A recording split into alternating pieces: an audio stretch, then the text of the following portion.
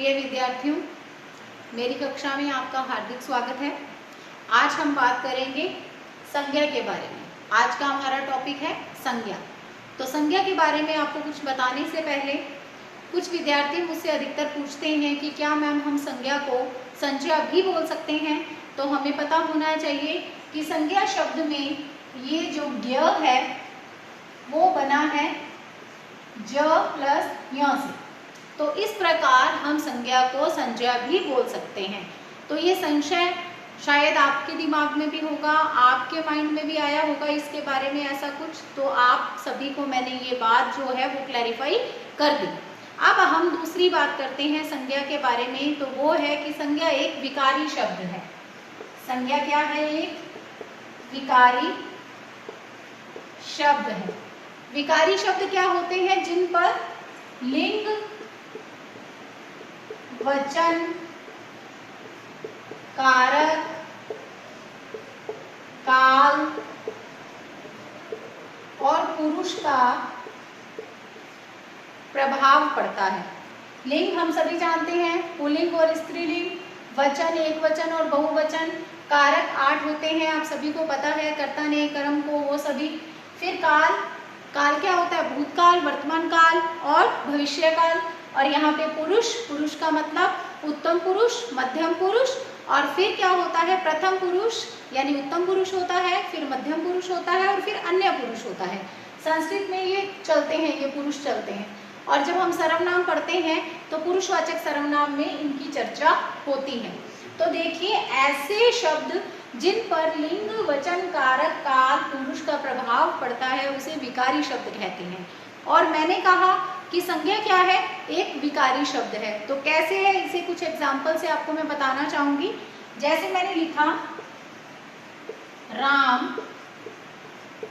पढ़ता है, और एक सेंटेंस है सीता पढ़ती है। इन दोनों ही वाक्यों को आप देखिए, राम क्या है? संज्ञा है, इतना आप सभी जानते ही हैं। किसी का नाम संज्ञा होता है, बाकी इसका जो विस्तार से पढ़ना है वो हम पढ़ने वाले हैं यहाँ पे। और सीता भी क्या है? संज्ञा है। तो यहाँ पे देखिए, राम तो है, पढ़ता आता है क्रिया राम के लिए तो, और सीता के लिए क्या हो गया?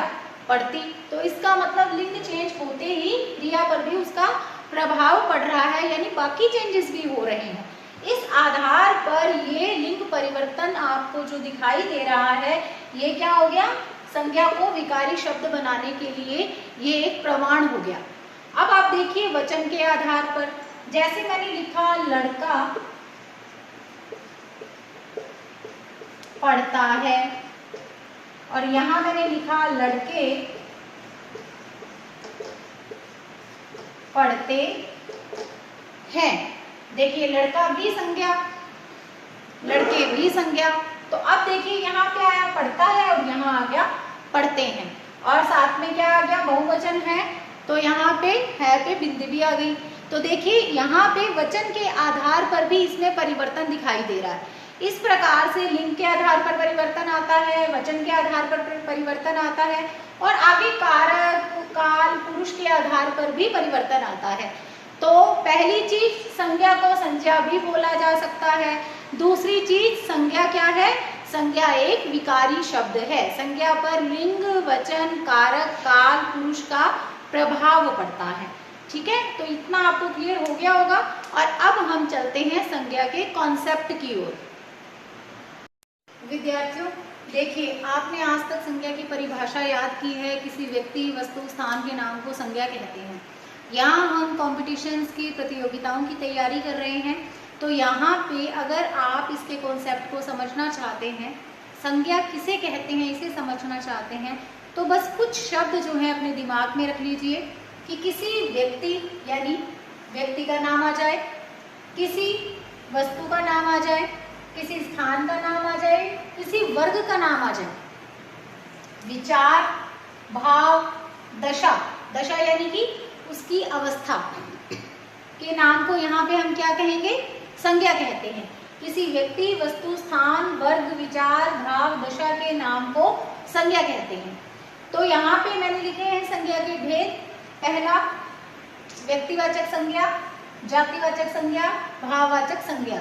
और यहाँ पे आप सभी जानते हैं अंग्रेजी विद्वान जो हैं या अंग्रेजी भाषा में संज्ञा के 5 प्रकार माने जाते हैं, लेकिन हम हिंदी में 2 प्रकारों को जातिवाचक में रखते हैं, जो कि है द्रव्यवाचक और समूहवाचक।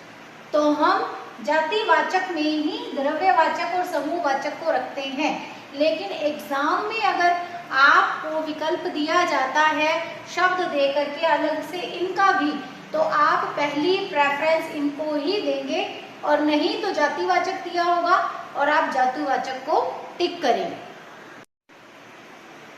देखिए, मैं आपको संज्ञा के भेदों के बारे में बताऊं इससे पहले मैं प्रतियोगी परीक्षाओं में ज़्यादातर जहां पे आपको कन्फ्यूज़न होती है संज्ञा के भेदों को पहचानने में, उसके बारे में आपको बताना चाहूँगी। देखिए, कुछ वस्तुएं या कुछ चीज़ें जो हैं वो मूर्त होती हैं और कुछ अमूर्त होती हैं। मूर्त का मतलब जिसे देखा जा सकता है, जिसे हम छू सकते हैं, जिसे हम ज्ञानेंद्रियों के द्वारा महसूस कर सकते हैं, वे चीज़ें होती हैं मूर्त। तो जो मूर्त चीज़ें होंगी वो या तो होंगी व्यक्तिवाचक संज्ञा में आएंगी, और या फिर आएंगी जातिवाचक संज्ञा में। और जो अमूर्त चीजें हैं जिन्हें हम देख नहीं सकते, केवल और केवल महसूस कर सकते हैं, वो कहलाती हैं अमूर्त वस्तुएं या अमूर्त चीजें। और यहाँ पे ये आएंगी भाववाचक संज्ञाओं में। तो आप इनसे भी इस कॉन्सेप्ट को समझ सकते हैं।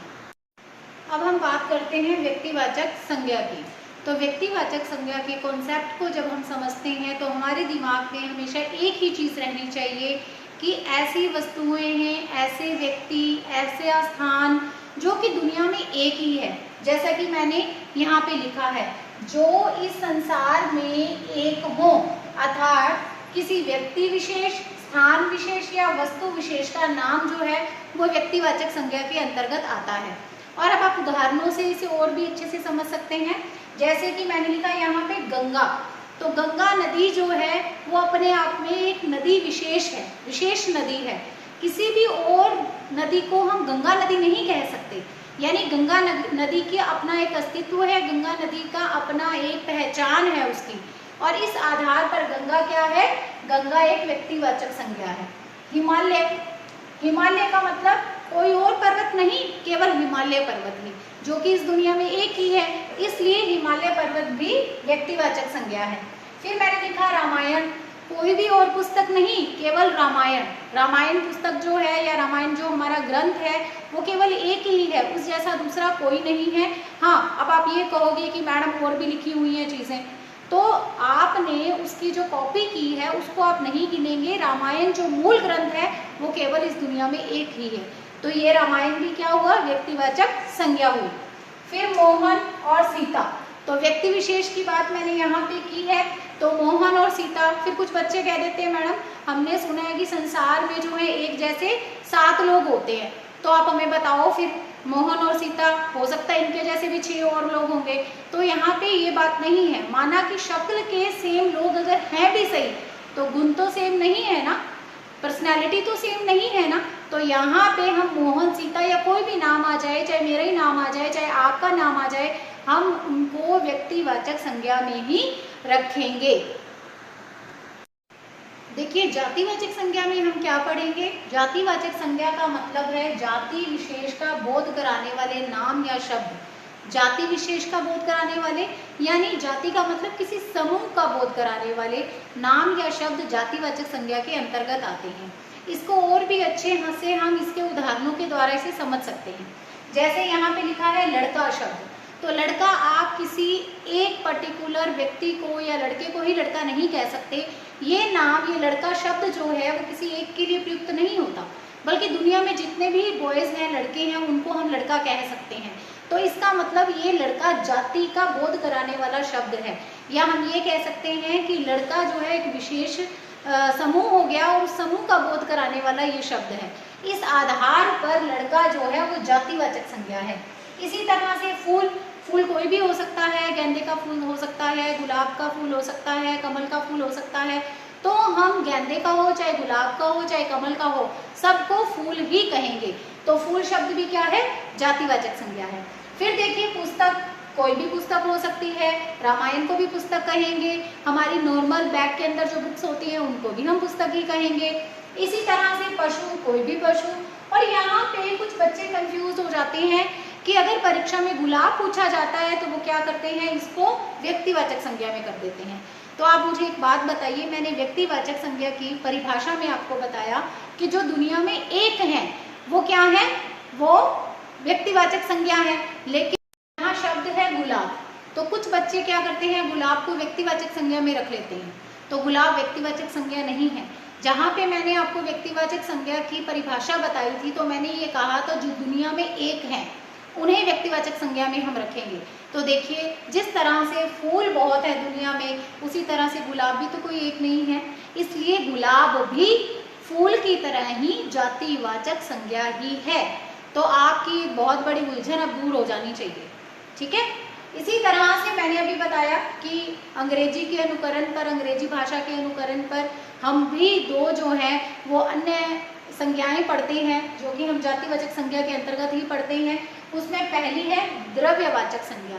तो यहाँ पे ये देखिए, द्रव्य हम किसको बोलते हैं, द्रव को बोलते हैं, यही बोलते हैं ना। द्रव्य हम किसको बोलते हैं, वो हम द्रव्य यानी कि जिसे हम माप सकते हैं, जिसे हम तोल सकते हैं। आपने इसी तरह से दिमाग में रखना है, यानी ऐसी वस्तुएं या ऐसे नाम किसी चीज वस्तु के कि जिन्हें हम माप तोल सकते हैं वो द्रव्यवाचक संज्ञा के अंतर्गत आएंगे। अब इसके उदाहरण देखिए, पानी, पानी क्या है, पानी को हम माप सकते हैं, तोल सकते हैं, कितने लीटर है हमें पता चल जाएगा। गेहूं को हम माप तोल सकते हैं, चना को हम माप तोल सकते हैं, कपास को हम माप तोल सकते हैं। तो ये सारे के सारे जो है वो द्रव्यवाचक संज्ञा के अंतर्गत आते हैं। अब देखिए समूहवाचक संज्ञा, यानी ऐसी संज्ञा जो किसी समूह का बोध कराती है। तो देखिए मैंने शब्द लिखा है यहाँ पे सेना। सेना क्या है, सेना जवानों से मिलके बनी है, सेना सैनिकों से मिलके बनी है। लेकिन सैनिक कितने हैं, क्या ये शब्द बता रहा है आपको कितने सैनिक है, कितने जवान है, नहीं बता रहा ना। तो यहाँ पे ये सेना क्या है, ये सेना समूहवाचक संज्ञा है। अगर आप इन दोनों में कंपैरिजन करें, तुलना करें, तो आप केवल एक ही बात दिमाग में रखें कि जिनकी गणना की जा सकती है, जिन्हें मापा या तोला जा सकता है, वो क्या है, द्रव्यवाचक संज्ञा। और जिन्हें मापा या तोला नहीं जा सकता, या हम कह सकते हैं जिन्हें गिना नहीं जा सकता कि कितने लोग हैं उसके अंदर, जैसे कि सेना में नहीं पता चल रहा कितने सैनिक हैं जिनसे कि ये सेना बनी है, तो इसी तरह से आप इसमें तुलना कर सकते हो। वो क्या होगा, वो समूहवाचक संज्ञा होगी। अब सेना होगी, कक्षा, कक्षा किससे मिलके बनी है, विद्यार्थियों से, लेकिन पता नहीं चल रहा कि विद्यार्थी कितने हैं। फिर देखिए सभा, सभा भी किससे मिलके बनी है, सभा लोगों से मिलके बनी है। पंचायत, पंचायत भी किससे मिलके बनी है, पंचों से मिलके बनी है। और साथ में ही जो गांव के लोग हैं, पंच लोगों के अलावा, उनसे मिलके बनी है। तो ये सारे क्या है, समूहवाची शब्द हैं जो एक समूह विशेष का हमें ज्ञान करवाते हैं, बोध करवाते हैं, इसलिए ये है समूहवाचक संज्ञा। और इसी आधार पर हम जातिवाचक संज्ञा के अंतर्गत ही द्रव्यवाचक को और समूहवाचक को रखते हैं। आप पेपर की दृष्टि से देखिए, अगर एग्जाम के अंदर आपके केवल जातिवाचक संज्ञा, सीधा सा उदाहरण जैसे मान लो सेना दिया है और जातिवाचक संज्ञा ऑप्शन में है, तब आप इसे जातिवाचक संज्ञा के अंतर्गत विकल्प को चुनेंगे। और अगर वहां पे जातिवाचक के साथ साथ समूहवाचक भी दिया है तो आप फर्स्ट प्रेफरेंस इन्हें देंगे। ऐसे ही द्रव्यवाचक में भी होगा, ठीक है। और सेकंड प्रेफरेंस क्या हो जाएगी, जातिवाचक की। तो यहाँ पे डिपेंड करता है, किस पे डिपेंड करता है कि पेपर में ऑप्शन क्या आते हैं। अब हम बात करते हैं भाववाचक संज्ञा की। तो देखिए भाववाचक संज्ञा क्या है, जिन शब्दों से गुण, दशा या अवस्था का बोध हो, यानी तीन चीजें आई यहाँ पे, गुण, दशा और अवस्था का बोध हो, जिन्हें केवल महसूस किया जा सकता है, देखा या छुआ नहीं जा सकता। ऐसे शब्द या ऐसे नाम या ऐसी जो हैं वो वस्तुओं के नाम, वो क्या कहलाएंगे, वो कहलाएंगे भाववाचक संज्ञा। और भाववाचक संज्ञा को केवल हम महसूस कर सकते हैं, हम उसको देख नहीं सकते, हम उसको छू नहीं सकते। देखिए उदाहरण देखिए, अच्छाई, तो किसी की अच्छाई को जो है वो महसूस किया जाता है उसके व्यवहार से। ना कि उसे देखा या फिर हम ये कह सकते हैं कि छुआ जा सकता है। फिर देखिए सुंदरता, तो सुंदरता को भी महसूस किया जा सकता है। फिर देखिए बचपन, यानी मैंने यहाँ पे दशा या अवस्था की बात की थी ना, तो यहाँ पे बचपन, बुढ़ापा भी भाववाचक संज्ञा में आएंगे। इसके अलावा क्रोध है, दुख है, सुख है, ये सभी क्या है, ये सभी भाववाचक संज्ञाएं ही हैं। विद्यार्थियों, हमने संज्ञा के भेदों के बारे में, उसके कॉन्सेप्ट के बारे में जाना। अब आपकी प्रैक्टिस के लिए, आपके अभ्यास के लिए मैंने यहाँ पे कुछ शब्द लिख दिए हैं जिनको हम देखेंगे संज्ञा के भेदों के आधार पर कि ये संज्ञा के कौन से भेद के अंतर्गत आते हैं। तो चलिए हम इनका अभ्यास करते हैं। पहले मैंने लिखा सूर्य, तो सूर्य आपको पता है दुनिया में जो वस्तुएं केवल एक ही होती हैं, तो सूर्य भी एक ही है, तो ये क्या होगा, व्यक्तिवाचक संज्ञा होगा। ठीक है। फिर मैंने लिखा है पर्वत, पर्वत मैंने यहाँ कोई नहीं बताया कौन सा पर्वत है, यहाँ पे मैंने केवल शब्द लिखा पर्वत। तो पर्वत क्या है, पर्वत जाति का बोध कराता है, तो पर्वत क्या हुआ, जातिवाचक संज्ञा। यहाँ मैं शॉर्ट में लिख रही हूँ, आप समझ जाएंगे। तो पर्वत शब्द जो है वो जातिवाचक संज्ञा है। उसके बाद देखिए मैंने यहाँ लिखा जनता, तो जनता शब्द जो है वो एक जनता समूह का बोध कराता है। तो मैंने पहले भी आपको द्रव्यवाचक और समूहवाचक के अंतर्गत बताया कि आपने विकल्पों पर ध्यान देना है। अगर विकल्प में जातिवाचक दिया हो तब तो आप इसे जातिवाचक में रखेंगे, और वैसे रखा जाना चाहिए इसको समूहवाचक में। तो जनता शब्द जो है वो समूहवाची संज्ञा है। उसके बाद है विंध्याचल, तो यहाँ पे एक पर्वत विशेष यानी कि विशेष पर्वत विंध्याचल की बात हो रही है। तो विंध्याचल पर्वत जो है वो एक ही पर्वत है, हर एक पर्वत को हम विंध्याचल पर्वत नहीं कह सकते। तो ये कौन सी संज्ञा हुई, व्यक्तिवाचक संज्ञा। ठीक है। उसके बाद देखिए मैंने लिखा नदी, नदी मतलब मैंने नाम नहीं बताया, कोई भी नदी, तो यानी ये क्या हुई, जातिवाचक संज्ञा। फिर मैंने लिखा राम, राम तो आपको पता ही चल गया होगा क्या है, व्यक्तिवाचक संज्ञा। उसके बाद सुख, देखिए जिन्हें हम देख नहीं सकते, केवल महसूस कर सकते हैं, छू नहीं सकते, केवल जिनकी फीलिंग ले सकते हैं, तो सुख को देख नहीं सकते, छू नहीं सकते, फील कर सकते हैं, तो वो कौन सी संज्ञा होती है, भाववाचक संज्ञा। फिर देखिए चीनी, चीनी को मापा जा सकता है, तोला जा सकता है, नापा जा सकता है, यानी माप तोल करने योग्य है चीनी। तो यहाँ पे हम चीनी को रखेंगे द्रव्यवाचक। मैंने पहले ही आपको बता दिया था, पानी है, तेल है, मिट्टी है, सोना है, कपास है, चांदी है, ये सारे शब्द जो हैं वो द्रव्यवाचक में आएंगे। फिर देखिए घबराहट, घबराहट भी क्या होगी, भाववाचक संज्ञा। उसके बाद है गाय, गाय मतलब कोई भी गाय, तो यानी ये क्या हुई, जातिवाचक संज्ञा। सरस्वती, अब सरस्वती में मैंने बताया नहीं कि सरस्वती किसी लड़की का नाम है, किसी औरत का नाम है या किसी नदी का नाम है। तो चाहे ये किसी औरत का नाम हो, चाहे हम नदी के बारे में देखें तो सरस्वती नदी अपने आप में एक विशेष है, प्रत्येक नदी को हम सरस्वती नहीं बोल सकते। ये कौन सी संज्ञा में आएगी, ये आएगी व्यक्तिवाचक संज्ञा में। और फिर है खुशी, तो खुशी को भी महसूस किया जा सकता है, तो ये भी क्या है, भाववाचक संज्ञा। तो इस तरह से हमने इन बिंदुओं के द्वारा इनका अभ्यास कर लिया कि जो हमने कॉन्सेप्ट पढ़ा है वो सही है ना, वो आपके दिमाग में बैठ जाना चाहिए। विद्यार्थियों, परीक्षा में कई बार जो है कुछ ऐसे प्रश्न आ जाते हैं जो आपको कंफ्यूज कर देते हैं। जैसे यहाँ पे देखिए, इस उदाहरण में पहले वाक्य में देखिए, आज प्रत्येक शहर में रावण पैदा हो गए हैं। और अगर अंडरलाइन किया होगा, अगर रेखांकित किया होगा रावण शब्द को, तो आप सभी कहेंगे कि ये तो रावण जो है वो व्यक्तिवाचक संज्ञा है, क्योंकि रावण एक ही था। लेकिन नहीं, आपने सेंटेंस की ओर ध्यान देना है, वाक्य को देखना है। आज प्रत्येक शहर में रावण पैदा हो गए हैं, इसका मतलब रावण के जो गुण थे, यानी गुण नहीं कह सकते, अवगुण कह सकते हैं, जो रावण में अवगुण थे वही अवगुण जो है आज के मनुष्यों में आ रहे हैं। कलयुग के अंदर, इसलिए प्रत्येक व्यक्ति को रावण कहा जा रहा है। तो लिखा है आज प्रत्येक शहर में रावण पैदा हो गए हैं, तो इसका मतलब रावण नहीं आ रहा, प्रत्येक शहर के अंदर रावण की प्रवृत्ति वाले या रावण के अवगुणों वाले ही लोग आ रहे हैं। तो यहाँ पे रावण था व्यक्तिवाचक संज्ञा, लेकिन अब क्या बन गया, ये जातिवाचक संज्ञा। तो अब आप इसको जातिवाचक संज्ञा के अंतर्गत ही रख सकते हैं। बात कर रहे हैं जातिवाचक से व्यक्तिवाचक संज्ञा कैसे बन जाती है। देखिए, नेताजी ने आजाद हिंद फौज बनाई।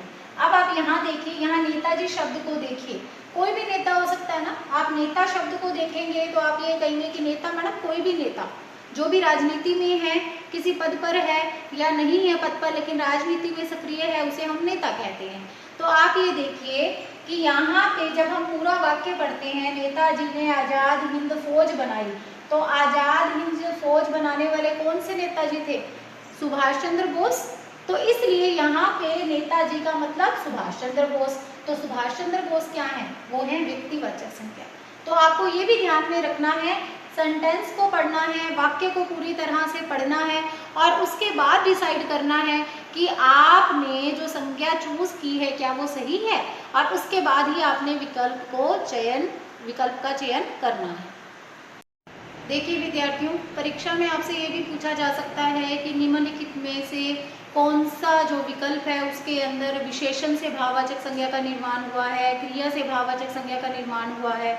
तो आपकी सुविधा के लिए मैं यहाँ भी आपको ये सारा इसका कॉन्सेप्ट भी जो है क्लियर करना चाहती हूँ। बहुत सारी परीक्षाओं में ऐसे प्रश्न आते हैं। देखिए, विशेषण से भी भाववाचक संज्ञा बनती है, कैसे। अब आप इस चतुर शब्द को ही देखिए, चतुर शब्द जो है वो क्या है, विशेषण।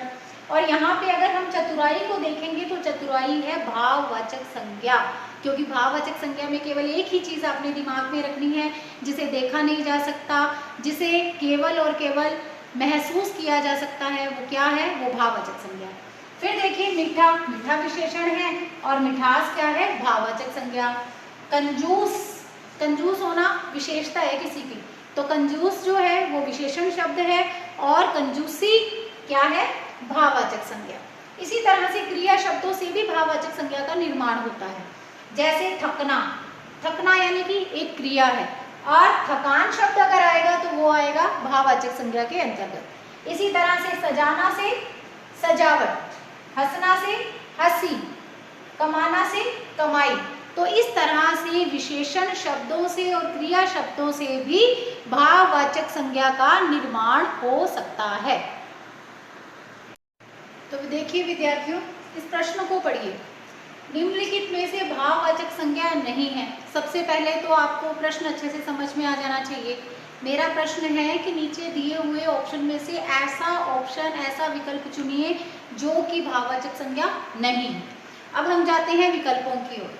गरीबी, शहर, ईश्वर और खटास। हम एक एक विकल्प को देखेंगे।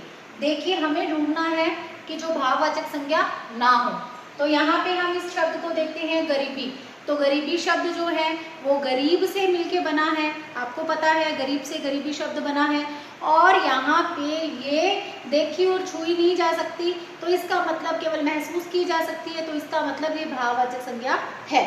फिर देखिए शहर, तो शहर जो है वो महसूस किया जा सकता है, देखा जा सकता है, और हम ये कह सकते हैं कि शहर कोई भी हो सकता है। तो ये कहीं से भी भाववाचक संज्ञा हमें नहीं दिखाई दे रहा या लग ही नहीं रहा। तो ये तो हो गया क्या, जातिवाचक संज्ञा। फिर देखिए ईश्वर। तो कुछ बच्चे कहते हैं कि मैम हमने सुना है कि ईश्वर एक ही है, लेकिन ईश्वर को क्या आप देख सकते हो, महसूस कर सकते हो? ऐसे तो कहते हैं कि कण कण में ईश्वर समाया हुआ है। तो ईश्वर भी भाववाचक संज्ञा ही है, आप इसे भी भाववाचक संज्ञा में ही रखेंगे। तो ईश्वर क्या हो गया, भाववाचक संज्ञा। तो यह भी है, यह भी है। अब खटास की बात करेंगे। तो खटास, खट्टा शब्द से यानी खट्टा विशेषण से खटास शब्द जो है वो बना है। तो ये खटास भी क्या है, ये भी भाववाचक संज्ञा ही है। तो इसका सही ऑप्शन क्या हो गया? अगर हम बात करें कि कौन सी भाववाचक संज्ञा नहीं है, तो कौन सी नहीं है, ये शहर नहीं है। तो इसका मतलब इसका उत्तर कौन सा सही है, ख। अब अगले प्रश्न को देखिए। सर्वनाम से बनी भाववाचक संज्ञा है, सर्वनाम से बनी भाववाचक संज्ञा ढूंढनी है हमें। तो यहाँ लिखा मैंने समता, ममता, लड़कपन और लघुता। तो आप ये देखिए समता, सम धन ता, तो सम कोई सर्वनाम है नहीं है। लड़कपन, लड़क धनपन कोई सर्वनाम नहीं है। ममता, मम धनता, मम का मतलब मेरा, अपना। तो यहाँ पे देखिए लघुता में क्या है, लघु धन ता। तो इस आधार पर यहाँ पे मम क्या है, मेरा, अपना। मम क्या है, एक सर्वनाम शब्द है, तो इसका राइट आंसर क्या हो जाएगा, ममता। तो सर्वनाम से बनी भाववाचक संज्ञा कौन सी है, ममता। हाँ जी विद्यार्थियों, अब इस प्रश्न की ओर ध्यान दीजिए। क्रिया शब्द से बनी भाववाचक संज्ञा नहीं है, क्रिया शब्द से बनी भाववाचक संज्ञा नहीं है। तो देखिए कमाई, भलाई, पढ़ाई और लड़ाई। तो इसकी इस प्रश्न में देखिए यहाँ पे ख आएगा। तो आप ये देखिए कमाई, कमाई मतलब कमाना शब्द से कमाई शब्द बना है। तो कमाना क्या है, कमाना एक क्रिया है। इसी तरह से भलाई, भलाई शब्द बना है भला शब्द से। पढ़ाई पढ़ना शब्द से, लड़ाई लड़ना शब्द से। अब आप ये देखिए इनमें से कौन सा शब्द जो है वो क्रिया नहीं है। कमाना क्रिया है, पढ़ना क्रिया है, लड़ना क्रिया है, लेकिन भला, भला क्रिया नहीं है, भला है विशेषण। वह बहुत भला आदमी है, तो भला क्या है, विशेषण। तो इसका सही उत्तर क्या हो जाएगा, ख, भलाई जो है इसका सही उत्तर हो जाएगा। प्रतियोगी परीक्षाओं में संज्ञा से संबंधित जितनी भी आपको तैयारी करनी है, जितना भी कॉन्सेप्ट को समझना है, वो यहाँ लाने की मैंने कोशिश की है, आपको समझाया है। अगर आपको ये वीडियो पसंद आई है, कुछ इससे आपको कुछ लगता है कि आपने कुछ नया जान लिया है, आपकी कुछ कन्फ्यूजन उलझनें दूर हो गई हैं, तो कृपया इस वीडियो को लाइक कीजिए, शेयर कीजिए, चैनल को सब्सक्राइब कीजिए। और अगर आपकी कोई ऐसी प्रॉब्लम है या ऐसा कुछ जो आपको समझ नहीं आया है तो कमेंट कीजिए, मैं आपके कमेंट का जवाब दूंगी। तो like, share and comment, subscribe the channel और घर पे रहिए और सुरक्षित रहिए।